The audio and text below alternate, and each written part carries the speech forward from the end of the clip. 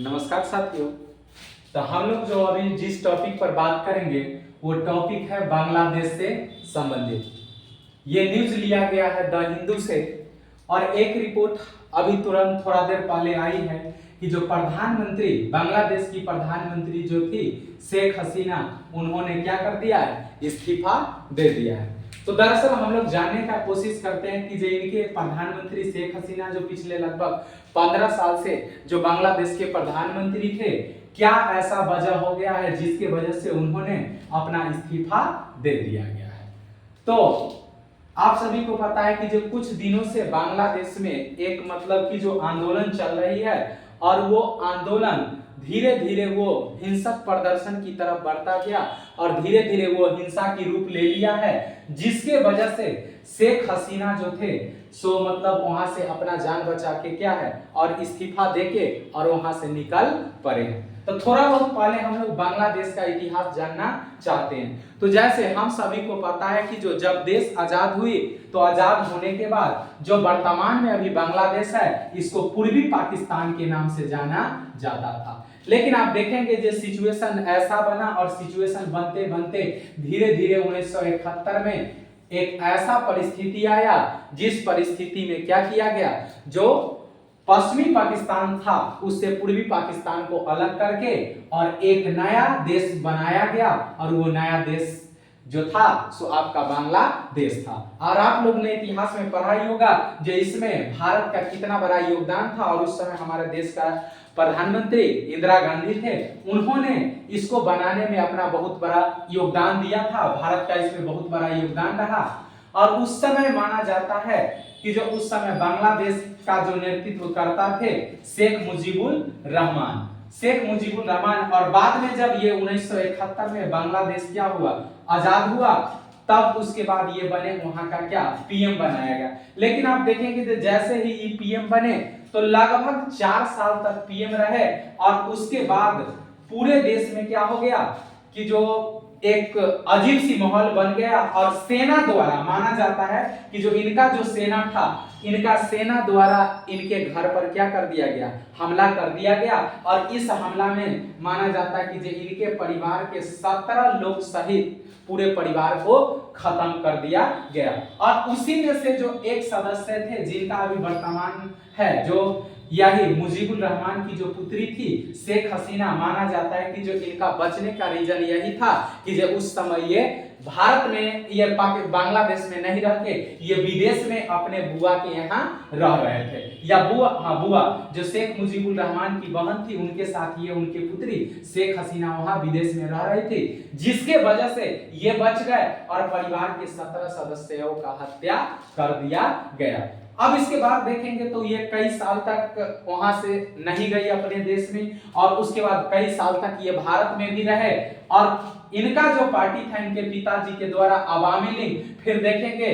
जो लगभग माना जाता है कि जो 1996 के आसपास वहां पर ये गए और उस समय से जो अवामी लीग था उनका कमान इन्होंने संभाला और फिर एक बार 2001 में इन्होंने सत्ता में आया। फिर 2009 से आप देखेंगे तो लगातार ये दूसरी बार 2009 में सत्ता में आए और उस समय से लगातार अब तक ये बांग्लादेश का पीएम बने हुए थे। दरअसल ये कहानी शुरू होती है कि जो एक मतलब आरक्षण की वहां पर व्यवस्था चलता था। तो आपको पता है जो 19 वहां पर एक व्यवस्था था आरक्षण का, जो 30% का आरक्षण था। 1971 में जब बांग्लादेश क्या हुआ, आजाद हुआ, तो आजाद होने के बाद ये प्रावधान किया गया कि जो वहां के जो भी स्वतंत्रता सेनानी है, इसका मतलब हो गया जो भी जिनका भी इस आंदोलन में बांग्लादेश को निर्माण करने में जिनका महत्वपूर्ण योगदान रहा, जो भी स्वतंत्रता सेनानी थे, उनके जो मतलब वंशज होंगे, उनके जो बाल बच्चे होंगे, उनको सरकारी नौकरी में 30% का क्या किया जाएगा, आरक्षण दिया जाएगा। इसी को लेके क्या हुआ कि जो एक बड़े पैमाने पर धीरे धीरे क्या हो गया, आंदोलन छिड़ गया और धीरे धीरे ये मुद्दा देखेंगे जो इतने बड़े पैमाने पर चला गया। और हाल फिलहाल में बांग्लादेश का जो सुप्रीम कोर्ट था उन्होंने इस आरक्षण को क्या कर दिया, खत्म कर दिया। जैसे जो कुछ विपक्षी पार्टी थे या दूसरे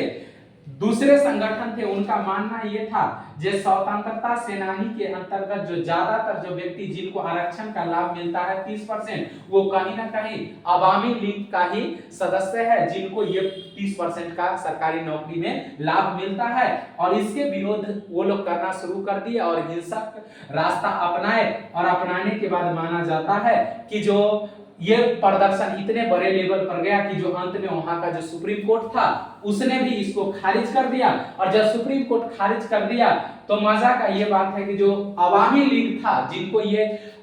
फायदा मिलता था वो भी क्या किए, सुप्रीम कोर्ट के फैसला का क्या किए, समर्थन किए। लेकिन मामला यहाँ तक नहीं रुका और धीरे धीरे आप देखेंगे माना गया जे ये तो लोकतंत्र की स्थापना हुआ था, लोकतंत्र के आधार पर पूर्वी पाकिस्तान का, लेकिन धीरे धीरे माहौल ऐसा बनता गया और माना जाता है जो शेख हसीना 15 साल से जो वहां पर सरकार चला रही थी वो माना जाता है कि जो उन्होंने एक तानाशाह के तरह क्या कर रहा था, शासन चला रही थी, जिसके वजह से वहां के जो कुछ स्टूडेंट थे उनके अंदर आक्रोश बन गया। और पिछले कुछ दिन में यह विरोध प्रदर्शन छात्र का जो आंदोलन था एक बहुत बड़ा स्तर पकड़ लिया और माना जाता है कि जो पिछले कुछ दिनों में लगभग वहां पर लगभग 300 सिविलियन जो है उनका हत्या कर दिया गया। और यानी कल यानी 4 अगस्त के दिन माना जाता है कि जो ये जो आंदोलनकारी थे इन्होंने एक पुलिस थाना पर हमला कर दिया और लगभग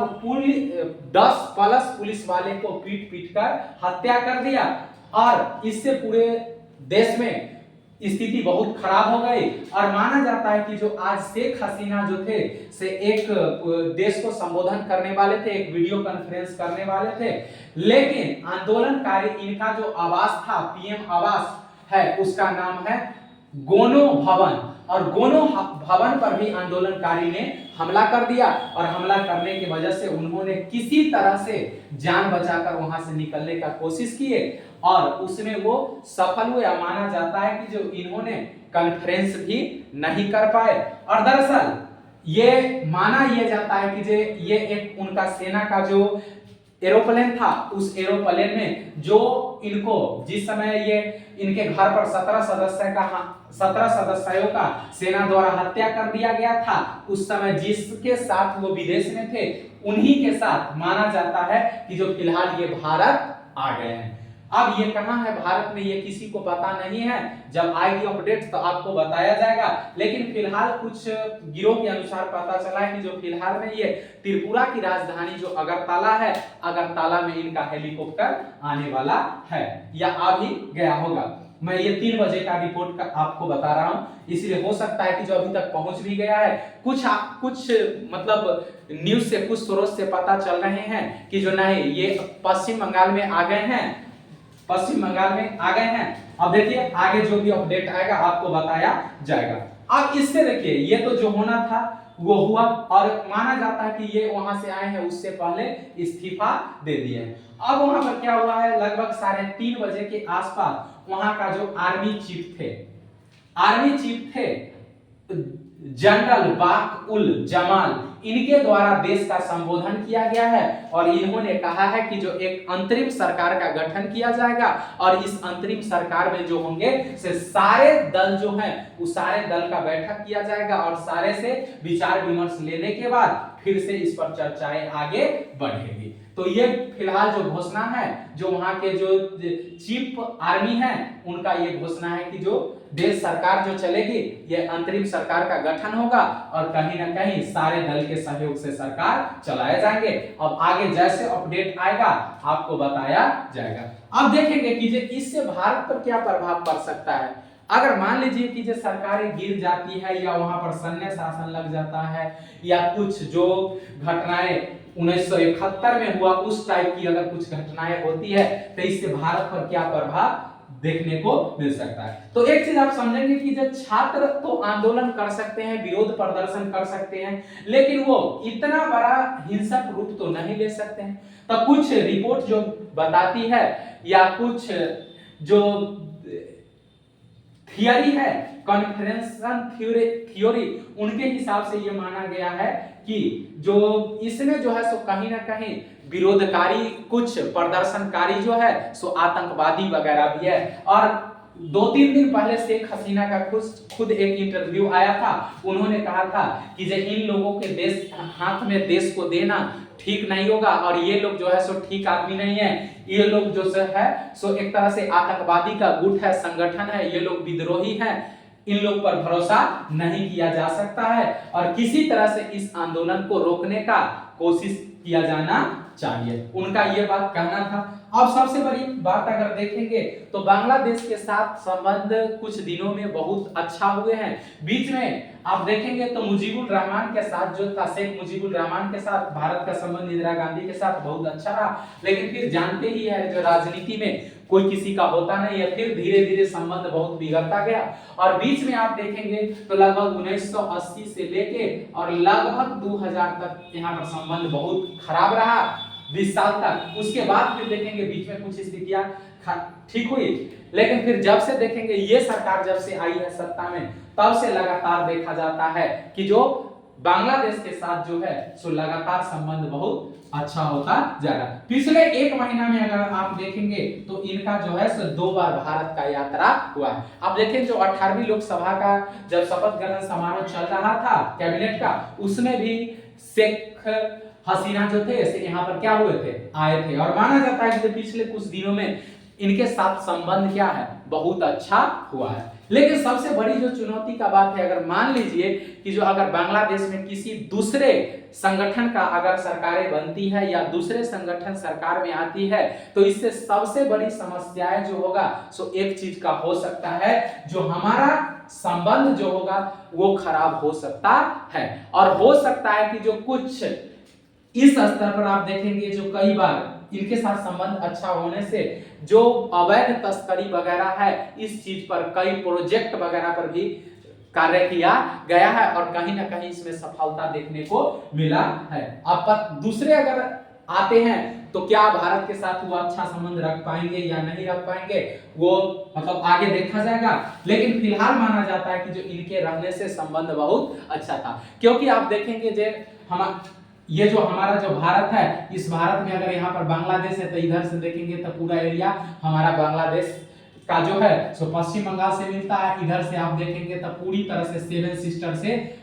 सेवन सिस्टर जो भारत का पूर्वोत्तर राज्य है उनसे क्या होता है, पूरा बॉर्डरिंग एरिया मिलता है। फिर इधर से देखेंगे तो सिक्किम से मिल जाता है। तो इस तरह से चारों तरफ से अगर देखेंगे तो हमारा देश का कई बॉर्डरिंग एरिया मिलता है। अगर सही से वहां पर संबंध सही नहीं रहेंगे तो कई प्रकार के खतराएं हमें देखने को मिल सकता है, जैसे अवैध तस्करी जैसे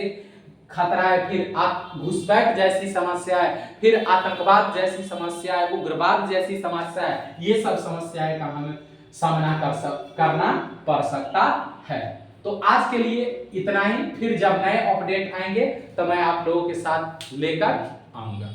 तो चलिए, नमस्कार भाई।